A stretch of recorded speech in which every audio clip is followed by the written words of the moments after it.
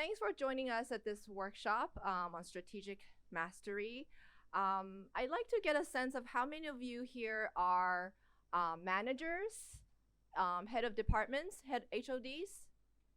Get a show of hands? Okay, lots of you. Okay. What about EDs, executive directors or deputies? Okay, still quite a number. Okay, so I guess we all face that, as managers, we all face that challenge of making decisions, right? Decisions making sometimes drain us, exhaust us, pull us everywhere, right? And especially for charity organizations, we also face dilemmas in making decisions. At one hand, as charity organizations, we have to appear benevolent. We exist because we fulfill some kind of social good. You know, we have to be, at least appear to be socially conscious. But on the other hand, we also face harsh realities. Do we let go of this person, or do we chase after donation? Do we deploy, or how do we manage volunteers? So we do face very harsh realities.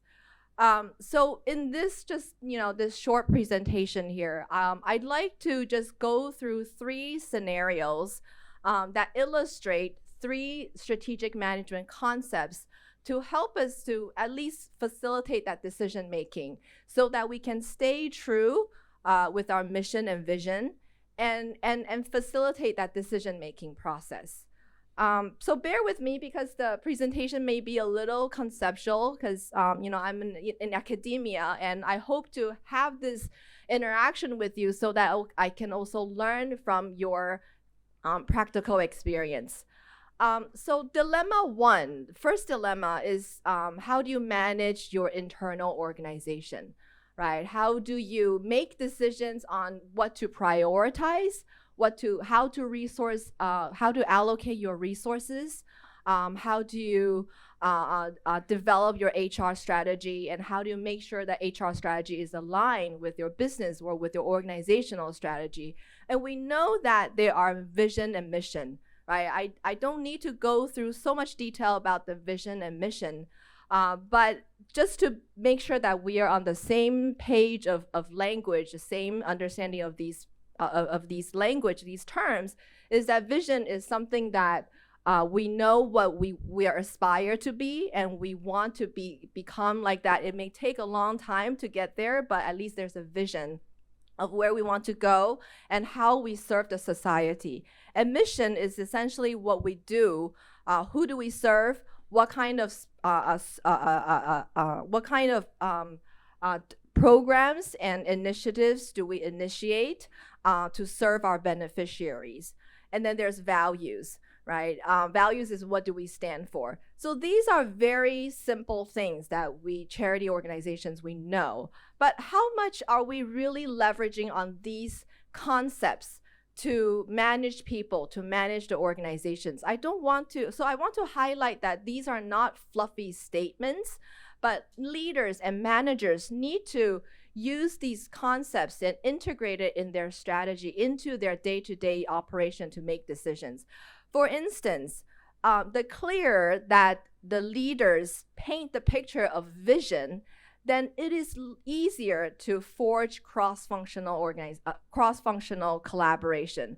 If you have a vision about what you want the organization to look like, to become, then people will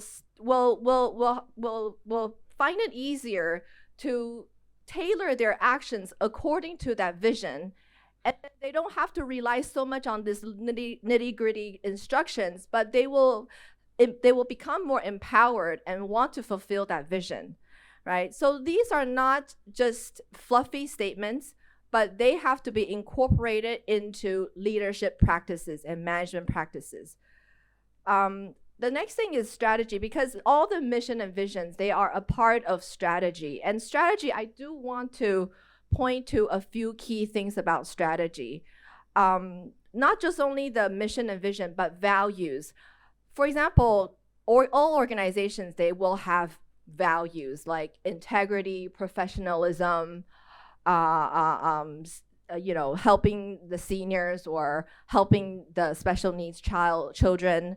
They will have values, but how much are those values being incorporated into your HR strategy? How much are you using that value to recruit people, to recruit staff? How much are you using that values to manage your volunteers, or even to collaborate your vendors and suppliers, right? So that values is not something that is just conceptual, but it needs to be incorporated even into your performance management system. It can be reflected, and it can be used to develop people, to assess people, and to essentially build up your HR strategy.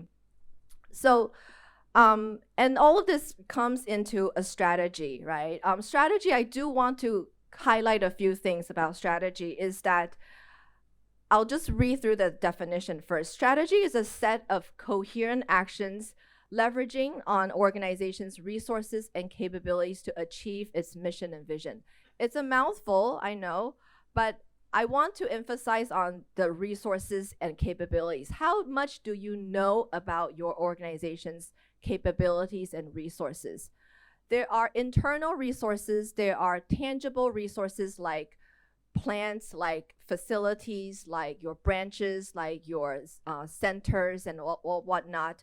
But what about intangible resources? Leaders may not know that stories, narrative, even culture, even processes, these are also your intangible resources. Are you leveraging, do you know those internal resources enough so that you leverage on them? The next thing is that once you know these resources and capabilities, you develop programs, right? You develop cohesive actions. But these cohesive actions, it means that you have all these programs that you develop, could be initiatives, could be activities, but how much are they aligned with each other? You have to think about in terms of cross horizontal alignment, programs that align with each other, and also programs that align with your mission and vision. So that is vertical alignment. Okay, so, oops, is this? Okay, sorry, it's not projecting, yeah, but it's okay. Okay, so this is what the strategy is. And I hope that later on when we talk about, when we have the panelists, they will also substantiate these concepts with examples. But I want to go through these concepts so that we have the same level of understanding.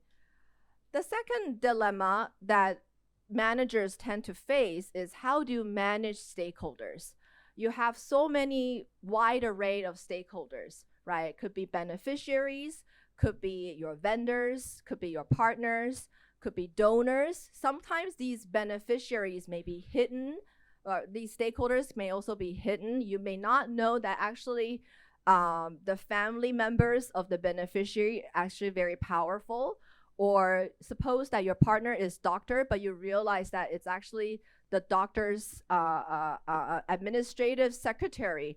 They are actually more powerful than the doctors themselves because they dictate the doctor's calendar or budgeting, right? So there are hidden stakeholders. So essentially, nonprofit organizations or charity organizations, they face a wide array of stakeholders. And then you're being pulled in different directions, facing competing interests or requests. How do you deal with that? And I think this is where knowing your value proposition is very important. It serves a principle of how you communicate with your stakeholders.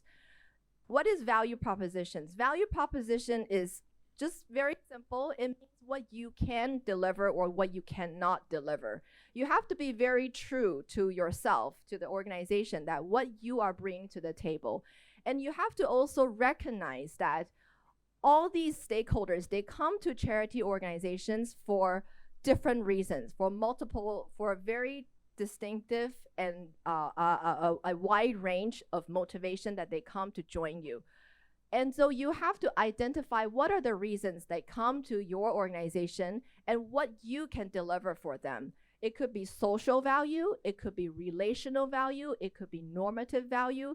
But once you're very clear to them, you set the expectation on what you can and cannot do. And that serves as a basis of how you communicate with your stakeholders. The third dilemma that charity organizations face is often about facing big donors, right? Big donors, great. Yeah, that means, we are covered with our funding, but at the same time, you will be pulled to making different, fulfilling different requests. Sometimes those requests may be very different from you are already doing. Sometimes those requests may be distraction rather than helping the organization. So how do you deal with that? Once again, it's also very important to know about your organization. And I want to use this concept of core competency. So core competency is essentially this non-transferable knowledge and expertise. That's like the built-in DNA that the organization has. Some organization, they just have those built-in DNA. They're very good, they're grassroots organizations. They're just very good at penetrating neighborhoods. Or some organizations, they're just very good at setting up home-based care. So these are just the DNA that the organization have. And that is kind of like the if you imagine core competency as a tree, if you imagine an organization as a tree, then core competency is like the roots. They are the built-in DNA that will eventually determine what the tree will look like. And then the tree trunk is the core product. So when your donors come to you and say like, can you do this? Hey, this initiative is now in trend. You have to think about, hey, is this a distraction to my tree trunk? Is this a distraction to my core product, right? If my core product is in elderly care, then today you are asking me to serve children with special needs. That is going to be a distraction to the fertilization of the tree trunk. Even though I may have different branches, but what if those branches are not sustainable and then they fall off, right? So eventually you want those branches to be able to bear fruit, means that you want the services, the programs that you deliver, that they will have impact. You want them to have to bear fruit. And so you have to think about what is the natural DNA that my organization is built for. And then you think about if we are doing certain initiatives, programs, are they going to be a distraction? Are they going to take away the fertilization of the root? Or are they going to help my root to build stronger and to become deeper? So I hope these three concepts will help you so all these concepts are, I use these three dilemmas to illustrate these concepts, and I hope that they can help you to think about or make it easier for you to make decisions, in a charity setting.